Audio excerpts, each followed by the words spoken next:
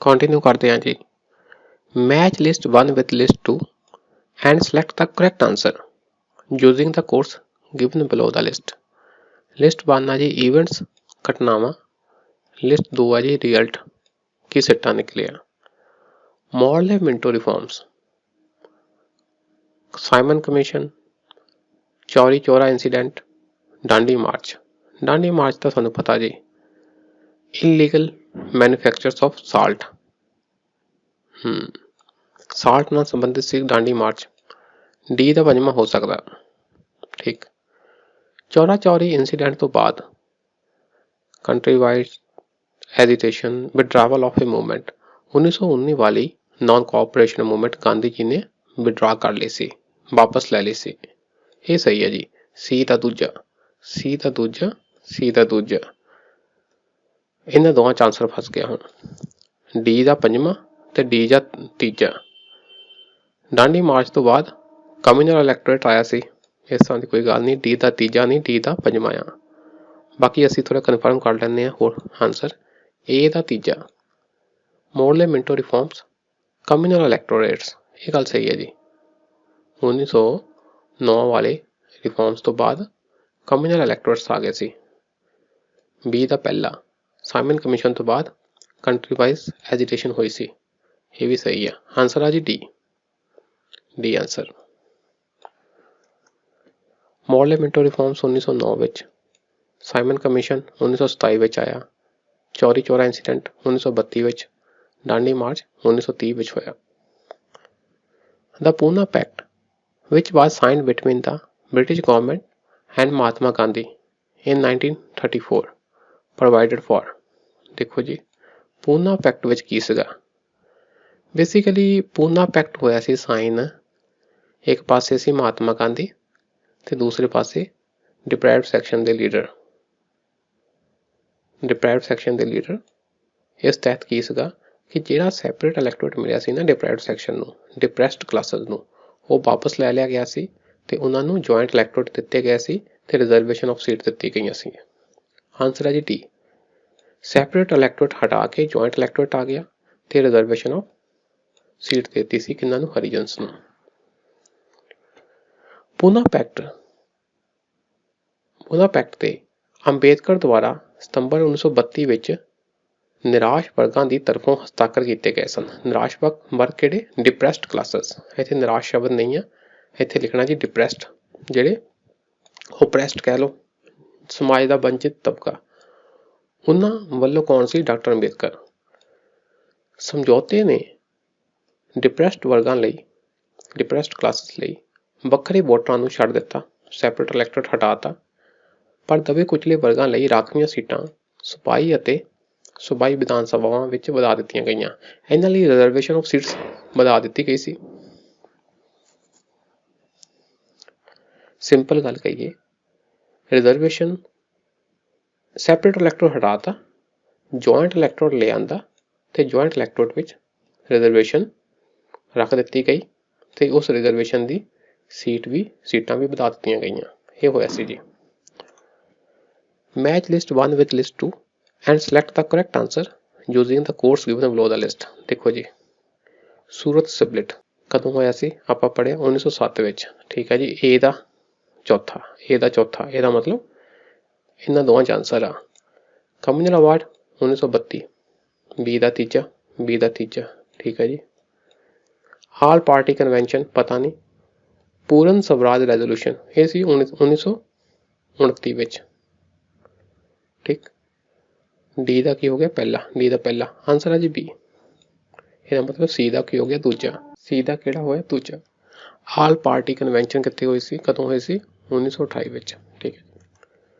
ਕਾਂਗਰਸ ਦੇ 1907 ਦੇ ਸੈਸ਼ਨ ਵਿੱਚ ਸੂਰਤ ਦੀ ਵੰਡ ਦੀ ਪ੍ਰਧਾਨਗੀ ਰਾਸ ਬਿਹਾਰੀ ਘੋਸ਼ ਨੇ ਕੀਤੀ ਸੀ। ਇਹ ਪ੍ਰਸ਼ਨ ਵੀ ਆ ਜਾਣਾ। ਦੇਖੋ ਆਪਾਂ ਪੜ੍ਹਿਆ ਕਿ ਸੂਰਤ ਸਪਲਿਟ ਕਦੋਂ ਹੋਇਆ, 1907 ਵਿੱਚ, ਤੇ ਉਸ ਵਿੱਚ ਕਾਂਗਰਸ ਦੀ ਪ੍ਰਧਾਨਗੀ ਕਿਹਨੇ ਕੀਤੀ ਸੀ, ਰਾਸ ਬਿਹਾਰੀ ਘੋਸ਼ ਨੇ, ਠੀਕ ਹੈ ਜੀ। ਕਮਿਊਨਲ ਅਵਾਰਡ ਦੀ ਘੋਸ਼ਣਾ ਰਾਮਸੇ ਮੈਕਡੋਨਲਡ ਦੁਆਰਾ ਅਗਸਤ 1932 ਵਿੱਚ ਕੀਤੀ ਗਈ ਸੀ। ਬ੍ਰਿਟਿਸ਼ ਪ੍ਰਧਾਨ ਮੰਤਰੀ ਰੈਮਸੇ ਮੈਕਡੋਨਲਡ। ਪੂਰਨ ਸਵਰਾਜ ਮਤਾ 1929 ਵਿੱਚ ਨਹਿਰੂ ਦੀ ਪ੍ਰਧਾਨਗੀ ਵਿੱਚ ਲਾਹੌਰ ਵਿੱਚ ਕਾਂਗਰਸ ਦੇ ਇਜਲਾਸ ਵਿੱਚ ਪਾਸ ਕੀਤਾ ਗਿਆ ਸੀ, ठीक है जी। Match list 1 with list 2 and select the correct answer. देखो जी मैच करो लिस्ट। हाँ देखो, Chittagong armoury raid, Chittagong armoury raid कौन सी जी, ਕਿਹੜਾ ਬੰਦਾ ਸੀ, चिट्टागांव, बंगाल की गल हो रही है। ये सी जी सूर्य सेन। ठीक, ए दा तीजा, ए दा तीजा, ए ते सी विच आ जी। चलो नहीं भी पता तुहानू, अगे बढ़ते हैं जी। नहीं भी पता, काकोरी कॉन्सपिरेसी ਇਹਦੇ ਨਾਲ ਸੰਬੰਧਿਤ ਬੰਦਾ ਕਿਹੜਾ ਹੈ ਜੀ, ਜਤਿਨ ਦਾਸ, ਸੂਰਜ ਸੇਨ, ਰਾਮ ਪ੍ਰਸਾਦ ਬਿਸਮਿਲ, ਵਾਸੁਦੇਵ ਫੜਕੇ। ਇਹ ਸੀ ਜੀ ਰਾਮ ਪ੍ਰਸਾਦ ਬਿਸਮਿਲ। ਬੀ ਦਾ ਚੌਥਾ, ਬੀ ਦਾ ਚੌਥਾ, ਬੀ ਦਾ ਚੌਥਾ, ਬੀ ਦਾ ਚੌਥਾ। ਲਾਹੌਰ ਕੌਂਸਪੀਰੇਸੀ, ਲਾਲਾ ਹਰਦਿਆਲ, ਜਤਿਨ ਦਾਸ, ਸੂਰਜ ਸੇਨ, ਰਾਮ ਪ੍ਰਸਾਦ ਬਿਸਮਿਲ, ਵਾਸੁਦੇਵ ਫੜਕੇ। ਇਹ ਸੀ ਜਤਿਨ ਦਾਸ। ਤੁਹਾਨੂੰ ਪਤਾ ਜਤਿਨ ਦਾਸ ਨੇ ਜੇਲ੍ਹ 'ਚ ਮਰਨ ਵਰਤ ਰੱਖਿਆ ਸੀ ਤੇ 64 ਦਿਨਾਂ ਬਾਅਦ ਇਹ ਐਕਸਪਾਇਰ ਕਰ ਗਿਆ ਸੀ। ਲਾਹੌਰ ਕੌਂਸਪੀਰੇਸੀ ਸੀ ਦਾ ਦੂਜਾ। ਚਲੋ ਤੁਹਾਨੂੰ ਨਹੀਂ ਵੀ ਪਤਾ, 2 ਮਿੰਟ ਰੁਕ ਜਾਓ। ਗਦਰ ਪਾਰਟੀ ਦੇ ਸੰਸਥਾਪਕ ਕੌਣ ਸੀ, ਲਾਲਾ ਹਰਦਿਆਲ। ਇਹ ਕੁਐਸਚਨ ਬਾਰ-ਬਾਰ ਆ ਰਿਹਾ ਜੀ। ਮਤਲਬ ਡੀ ਦਾ ਹੋ ਗਿਆ ਪਹਿਲਾ, ਡੀ ਦਾ ਪਹਿਲਾ। ਇਹਦਾ ਮਤਲਬ ਆਹ ਦੋ ਵਿੱਚ ਕੁੰਡੀ ਫਸੀ ਆ, ਆਹ ਦੋ ਵਿੱਚ ਕੁੰਡੀ ਫਸੀ ਆ।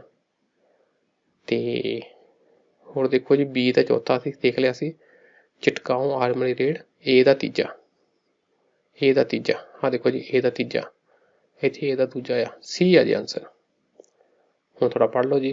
बी ਦਾ ਚੌਥਾ ਕਾਕੋਰੀ ਕੌਂਸਪੀਰੇਸੀ, ਰਾਮ ਪ੍ਰਸਾਦ ਬਿਸਮਿਲ। ਲਾਹੌਰ ਕੌਂਸਪੀਰੇਸੀ सी ਦਾ ਦੂਜਾ ਜਤਿਨ ਦਾਸ। ਗਦਰ ਪਾਰਟੀ ਲਾਲਾ ਹਰਦਿਆਲ। ਠੀਕ ਹੈ ਜੀ। चिटगांव आर्मरी रेड, ਇਸ ਦੀ ਅਗਵਾਈ ਸੂਰਜ ਸੇਨ ਨੇ ਕੀਤੀ ਸੀ। ਕਾਕੋਰੀ ਕ੍ਰਾਂਤੀ ਇੱਕ ਰੇਲ ਡਕੈਤੀ ਸੀ ਜੋ 9 ਅਗਸਤ 1925 ਨੂੰ ਲਖਨਊ ਦੇ ਨੇੜੇ ਕਾਕੋਰੀ ਅਤੇ ਆਲਮਨਗਰ ਦੇ ਵਿਚਕਾਰ ਵਾਪਰੀ ਸੀ। ਇਸ ਡਕੈਤੀ ਦੀ ਕਲਪਨਾ ਜਾਂ ਪਲੈਨਿੰਗ ਰਾਮ ਪ੍ਰਸਾਦ ਬਿਸਮਿਲ ਅਤੇ ਅਸ਼ਫਾਕੁੱਲਾ ਖਾਨ ਨੇ ਕੀਤੀ ਸੀ, ਜੋ ਹਿੰਦੁਸਤਾਨ ਰਿਪਬਲਿਕਨ ਐਸੋਸੀਏਸ਼ਨ ਨਾਲ ਸੰਬੰਧਿਤ ਸਨ। ਜਤਿਨ ਦਾਸ ਨੂੰ ਕ੍ਰਾਂਤੀਕਾਰੀ ਗਤੀਵਿਧੀਆਂ ਲਈ ਗ੍ਰਿਫਤਾਰ ਕੀਤਾ ਗਿਆ ਅਤੇ ਪੂਰਕ ਲਾਹੌਰ ਸਾਜ਼ਿਸ਼ ਲਾਹੌਰ ਕੌਂਸਪੀਰੇਸੀ ਕੇਸ ਦੇ ਤਹਿਤ ਮੁਕੱਦਮਾ ਚਲਾਉਣ ਲਈ ਲਾਹੌਰ ਜੇਲ੍ਹ ਵਿੱਚ ਕੈਦ ਕੀਤਾ ਗਿਆ ਸੀ। ਗਦਰ ਪਾਰਟੀ ਦੇ ਮੋਢੀ ਪ੍ਰਧਾਨ ਕੌਣ ਸੀ, ਸੋਹਣ ਸਿੰਘ ਭਕਨਾ ਸਨ ਅਤੇ ਲਾਲਾ ਹਰਦਿਆਲ ਇਸ ਪਾਰਟੀ ਦੇ ਸਹਿ ਸੰਸਥਾਪਕ ਸਨ। ਠੀਕ ਹੈ ਜੀ। ਅੱਗੇ ਦੇਖੋ, MC ਸੈਟਲਵਾਰਡ, BN ਰਾਓ ਤੇ ਅਲਾਦੀ ਕ੍ਰਿਸ਼ਨ ਸਵਾਮੀ ਅਈਅਰ ਵਰ ਡਿਸਟਿੰਗੁਇਸ਼ਡ ਮੈਂਬਰਸ ਆਫ। ਇਹ ਕਿਹੜੀ ਪਾਰਟੀ ਦੇ ਮੈਂਬਰ ਸੀ, ਕਿਹੜੇ ਸੰਗਠਨ ਦੇ ਮੈਂਬਰ ਸਨ? ਸਵਰਾਜ ਪਾਰਟੀ ਦੇ ਮੈਂਬਰ ਸੀ, all India national liberation federation ਦੇ, ਮਦਰਾਸ ਲੇਬਰ ਯੂਨੀਅਨ ਦੇ, the servants of India society. ਕਿਹਦੇ ਮੈਂਬਰ ਸੀ ਜੀ? ਇਹ ਥੋੜਾ ਫੈਕਚੁਅਲ ਪ੍ਰਸ਼ਨ ਆ ਗਿਆ। ਇਹ ਸੀ ਜੀ servants of India society, Gopal Krishna Gokhale ਦੀ ਸੰਸਥਾ ਸਰਵੈਂਟਸ ਆਫ ਇੰਡੀਆ ਸੁਸਾਇਟੀ। ਦੇਖੋ ਜੀ, ਗੋਪਾਲ ਕ੍ਰਿਸ਼ਨ ਗੋਖਲੇ ਦੁਆਰਾ 12 ਜੂਨ 1905 ਨੂੰ ਪੁਣੇ ਮਹਾਰਾਸ਼ਟਰ ਵਿੱਚ ਸਰਵੈਂਟਸ ਆਫ ਇੰਡੀਆ ਸੁਸਾਇਟੀ ਬਣਾਈ ਗਈ ਸੀ। ਜਿਹੜੇ ਅਸੀਂ ਬੰਦੇ ਪੜ੍ਹੇ ਪਿੱਛੇ, ਉਹ ਸਾਰੇ ਇਸ ਸੰਸਥਾ ਨਾਲ ਸੰਬੰਧਿਤ ਸਨ। ਅੱਗੇ ਦੇਖੋ ਜੀ, ਵਾਟ is the correct sequence of the following events. ਆਹ ਕੁਝ ਘਟਨਾਵਾਂ ਆ, ਇਹਨਾਂ ਦੀ ਸੀਕੁਐਂਸ ਦੇਖਣੀ ਹੈ ਜੀ। ਤਿਲਕ ਹੋਮ ਰੂਲ ਲੀਗ, ਤਿਲਕ ਨੇ ਹੋਮ ਰੂਲ ਲੀਗ ਬਣਾਈ। ਕਦੋਂ ਬਣਾਈ ਸੀ ਤੁਹਾਨੂੰ ਪਤਾ ਜੀ? ਤਿਲਕ ਨੇ, ਐਨੀ ਬੇਸੰਟ ਨੇ ਹੋਮ ਰੂਲ ਲੀਗ ਬਣਾਈ ਸੀ। ਇਹ ਸੀ ਜੀ ਪਹਿਲੀ ਵਰਲਡ ਵਾਰ ਦੇ ਦੌਰਾਨ, ਮਤਲਬ 1914 ਤੋਂ ਲੈ ਕੇ 1918 ਦੇ ਵਿੱਚ। ਠੀਕ ਹੈ ਜੀ, ਅੰਦਾਜ਼ੇ ਮਾਰਨੇ ਆਪਾਂ ਹਾਲੇ। ਕਾਮਾਗਾਟਾ ਮਾਰੂ ਇੰਸੀਡੈਂਟ, ਕਾਮਾਗਾਟਾ ਮਾਰੂ ਜਹਾਜ਼ ਦਾ ਨਾਂ ਸੀ। ਇਹ ਇੰਸੀਡੈਂਟ ਵਰਲਡ ਵਾਰ ਤੋਂ ਜਸਟ ਪਹਿਲਾਂ ਹੋਇਆ ਸੀ ਜੀ। ਐਗਜ਼ੈਕਟ ਡੇਟ ਤੁਹਾਨੂੰ ਜੇ ਨਹੀਂ ਵੀ ਯਾਦ, ਵਰਲਡ ਵਾਰ ਤੋਂ ਜਸਟ ਪਹਿਲਾਂ। ਇਹਦਾ ਮਤਲਬ ਦੂਜਾ ਪਹਿਲਾਂ ਹੋਇਆ, ਫਿਰ ਤਿਲਕ ਨੇ ਹੋਮ ਰੂਲ ਲੀਗ ਬਣਾਈ ਹੋਏਗੀ। Mahatma Gandhi arrival in India, ਇਹ ਕਦੋਂ ਹੋਇਆ ਸੀ ਜੀ? ਮਹਾਤਮਾ ਗਾਂਧੀ ਇੰਡੀਆ ਕਦੋਂ ਆਏ ਸੀ ਜੀ? ਇਹ 1915 ਦੇ ਕਰੀਬ ਦੀ ਗੱਲ ਹੈ ਜੀ। 15। ਦੇਖੋ ਜੀ ਕਿਹੜਾ ਆਨਸਰ ਆ, ਪਹਿਲਾਂ ਆਪਾਂ ਨਾ ਦੇਖ ਹੀ ਲਈਏ, ਕਿਤੇ ਗੜਬੜ ਨਾ ਕਰ ਦਈਏ। ਤਿਲਕ ਨੇ ਹੋਮ ਰੂਲ ਲੀਗ ਬਣਾਈ ਸੀ ਜੀ 1916 ਵਿੱਚ। ਕਾਮਾਗਾਟਾ ਮਾਰੂ ਹੋਇਆ ਸੀ ਜੀ ਇੰਸੀਡੈਂਟ 1914 ਵਿੱਚ। ਮਹਾਤਮਾ ਗਾਂਧੀ ਸਾਊਥ ਅਫਰੀਕਾ ਤੋਂ ਭਾਰਤ ਆਏ ਸੀ ਜੀ 1915 ਵਿੱਚ। ਤਾਂ ਹੋ ਗਿਆ ਜੀ, ਡੀ ਆਨਸਰ ਆ ਜੀ। ਪਹਿਲਾਂ ਕਾਮਾਗਾਟਾ ਮਾਰੂ ਇੰਸੀਡੈਂਟ, ਫਿਰ महात्मा गांधी का अराइवल तो फिर तिलक का होम रूल लीग। ठीक है जी, डी आंसर। दूजा तीजा पहला। Simon commission of 1947 was boycotted because Simon commission का बाइकआउट किया गया की कारण सी। आसान प्रश्न है जी, की कारण सी आही है जी। There was no Indian member in the commission. Commission विच सारे वाइट पीपल सन, कोई भारती नहीं सी, भारतीयों की नुमाइंदगी इस विच नहीं सी। The Indian Muslims in general were not attracted to the extremist movement because of. एक सी एक्सट्रीमिस्ट, ठीक, गरम दल वाले, एक सी जी मॉडरेट। कहते एक्सट्रीमिस्ट के वल इंडियन मुस्लिम्स इन्ने अट्रैक्ट नहीं होए, ਇਹਦਾ ਕੀ ਕਾਰਨ है जी, की कारण होएगा।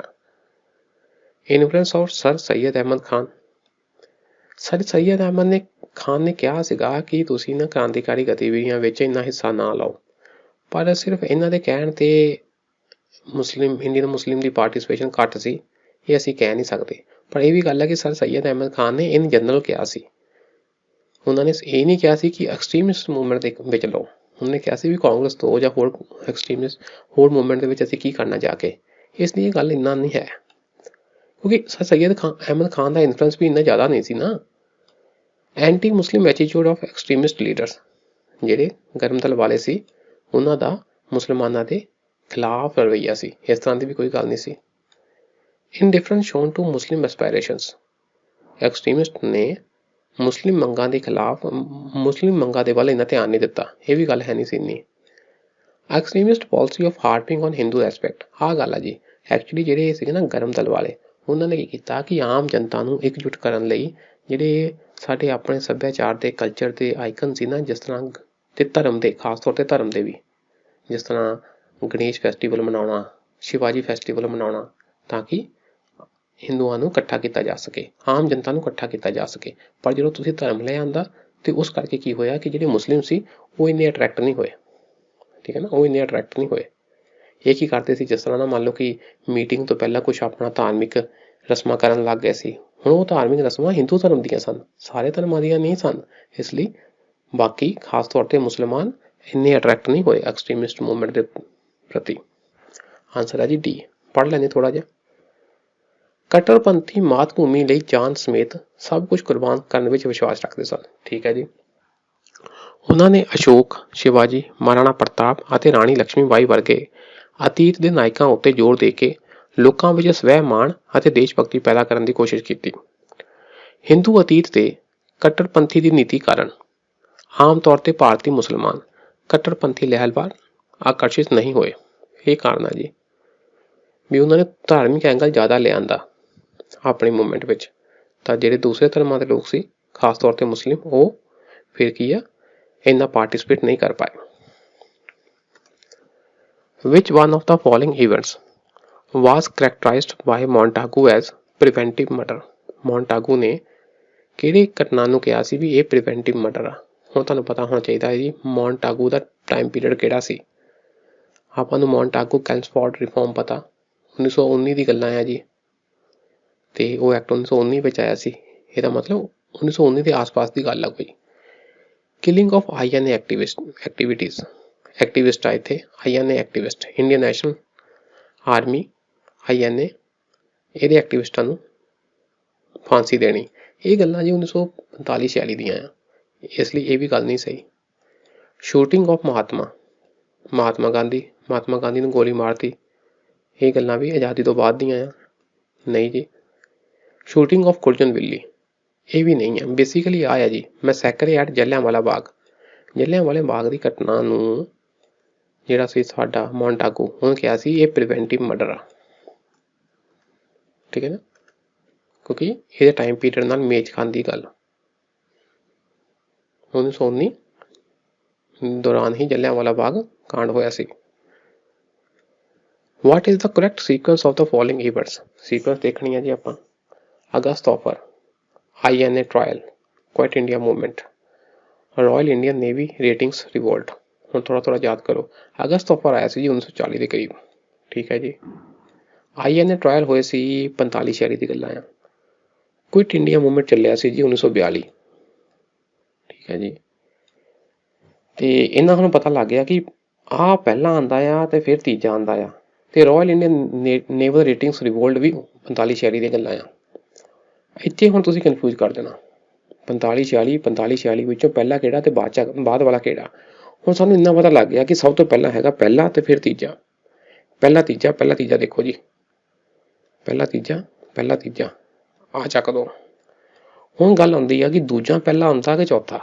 ਦੂਜਾ ਹੈ ਜੀ INA ਟਰਾਇਲ, ਇਹ ਸੀ ਜੀ 1945 ਵਿੱਚ ਪਹਿਲਾਂ ਆਇਆ, ਤੇ 1946 ਵਿੱਚ ਹੋਇਆ ਸੀ ਤੁਹਾਡਾ royal Indian naval ratings revolt. ਚੌਥਾ ਬਾਅਦ ਚੋਂ ਆਇਆ। ਆਂਸਰ ਹੈ ਜੀ A। ਵੈਸੇ ਵੀ ਸਾਡਾ ਤੁੱਕਾ ਕੀ ਕਹਿੰਦਾ, ਦੋਵਾਂ ਵਿੱਚ ਕੁੰਡੀ ਫਸ ਗਈ ਤਾਂ ਪਹਿਲਾ ਚੱਕ ਦੋ। ਅਗਸਤ ਆਫਰ ਆਇਆ ਸੀ ਜੀ 1940 ਵਿੱਚ, INA ਟਰਾਇਲ ਹੋਏ ਸੀ 1945 ਵਿੱਚ, ਕੁਇਟ ਇੰਡੀਆ ਰਿਵੋਲਟ ਹੋਇਆ ਸੀ 1942 ਵਿੱਚ, ਇਹ ਇੱਥੇ ਲਿਖੋ, ਤੇ 1946 ਵਿੱਚ ਰਾਇਲ ਇੰਡੀਅਨ ਨੇਵੀ ਰੇਟਿੰਗਸ ਦਾ ਰਿਵੋਲਟ ਹੋਇਆ ਸੀ। ਠੀਕ, ਅਗਲਾ ਪ੍ਰਸ਼ਨ ਹੈ ਜੀ, which one of the following defines extremist ideology during the early phase of Indian freedom movement। ਜਦੋਂ ਭਾਰਤੀ ਸੁਤੰਤਰਤਾ ਸੰਗਰਾਮ ਦੇ ਸ਼ੁਰੂਆਤੀ ਦੌਰ ਵਿੱਚ, ਇੰਡੀਅਨ ਫਰੀडम ਮੂਵਮੈਂਟ ਦੇ ਸ਼ੁਰੂਆਤੀ ਦੌਰ ਵਿੱਚ ਐਕਸਟ੍ਰੀਮਿਸਟ ਆਈਡੀਓਲੋਜੀ ਦੀ ਗੱਲ ਹੋ ਰਹੀ ਹੈ ਜੀ, ਵੀ ਐਕਸਟ੍ਰੀਮਿਸਟ ਆਈਡੀਓਲੋਜੀ ਇਹਨਾਂ ਵਿੱਚੋਂ ਕਿਹੜੀ ਗੱਲ ਕਹਿੰਦੇ ਸੀ। stimulating the production of indigenous articles by giving them preference over imported commodities। ਕਹਿੰਦੇ ਕਿ ਤੁਸੀਂ ਭਾਰਤ ਵਿੱਚ ਪੈਦਾ ਹੋਈ ਚੀਜ਼ਾਂ ਹੀ ਜ਼ਿਆਦਾ ਪ੍ਰੋਡਿਊਸ ਕਰੋ, ਬਾਹਰੋਂ ਮੰਗਾਈ ਚੀਜ਼ਾਂ ਤੇ ਘੱਟ ਤਵੱਜੋ ਦਿਓ। ਇਹ ਗੱਲ ਹੋ ਸਕਦੀ ਹੈ, ਦੇਖਦੇ ਹਾਂ। obtaining self government by aggressive means in place of petitions and constitutional ways। ਇਹ ਗੱਲ ਹੈ ਜੀ। ਬੇਸਿਕਲੀ ਐਕਸਟ੍ਰੀਮਿਸਟ ਆਈਡੀਓਲੋਜੀ ਦਾ ਡੈਫੀਨੇਸ਼ਨ ਹੀ ਇਹ ਆ ਕਿ ਅਸੀਂ ਬਹੁਤੀਆਂ ਪਟੀਸ਼ਨ ਤੇ ਸੰਵਿਧਾਨਿਕ ਵੇਜ਼ ਨੂੰ ਯੂਜ਼ ਕਰਨ ਦੀ ਬਜਾਏ ਅਗਰੈਸਿਵ ਮੀਨਸ ਯੂਜ਼ ਕਰੀਏ, ਕਿਉਂਕਿ ਪਟੀਸ਼ਨ ਤੇ ਕਨਸਟੀਟਿਊਸ਼ਨਲ ਵੇਜ਼ ਤਾਂ ਨਰਮ ਨਾਲ ਯੂਜ਼ ਕਰਦੇ ਆ। ਆਹ ਗੱਲ ਆ ਜੀ, ਆਹ ਆਂਸਰ ਆ B। ਅਸੀਂ ਹੋਰ ਵੀ ਪੜ੍ਹ ਲੈਂਦੇ ਹਾਂ। Providing national education according to the requirements of the country. National education ਤੇ ਜ਼ੋਰ ਦਿੱਤਾ, ਇਹ ਤਾਂ ਨਰਮ ਦਲ ਵੀ ਕਹਿੰਦੇ ਸੀ। Organising coups against the British empire through military revolt. ਇਹਨਾਂ ਕੋਲ ਮਿਲਟਰੀ ਹੈ ਨਹੀਂ ਸੀ ਜੀ, ਨਾ ਹੀ ਇਹਨਾਂ ਨੇ ਮਿਲਟਰੀ ਰਿਵੋਲਟ ਕੀਤੇ। ਆਂਸਰ B ਹੈ ਜੀ, B। ਠੀਕ ਹੈ ਜੀ, ਅਗਲਾ ਪ੍ਰਸ਼ਨ ਦੇਖੋ ਜੀ, ਇਹਨੂੰ ਪੜ੍ਹ ਲੈਂਦੇ ਥੋੜਾ ਇਹਦਾ ਆਂਸਰ।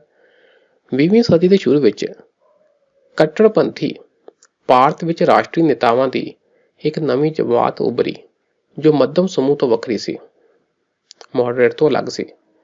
ਉਹਨਾਂ ਨੇ ਬ੍ਰਿਟਿਸ਼ ਸਾਮਰਾਜ ਦੇ ਖਿਲਾਫ ਵਧੇਰੇ ਹਮਲਾਵਰ ਰੁਖ ਅਪਣਾਇਆ। ਉਹ ਵਿਰੋਧ ਕਰਨ ਅਤੇ ਮੰਗ ਕਰਨ ਲਈ ਸੰਵਿਧਾਨਿਕ ਤਰੀਕਿਆਂ ਤੇ ਅੜੇ ਨਹੀਂ ਰਹੇ। ਉਹਨਾਂ ਨੇ ਬਾਈਕਾਟ, ਹੜਤਾਲਾਂ ਆਦਿ ਦਾ ਸਹਾਰਾ ਲਿਆ ਅਤੇ ਵਿਦੇਸ਼ੀ ਵਸਤੂਆਂ ਨੂੰ ਵੀ ਸਾੜ ਦਿੱਤਾ।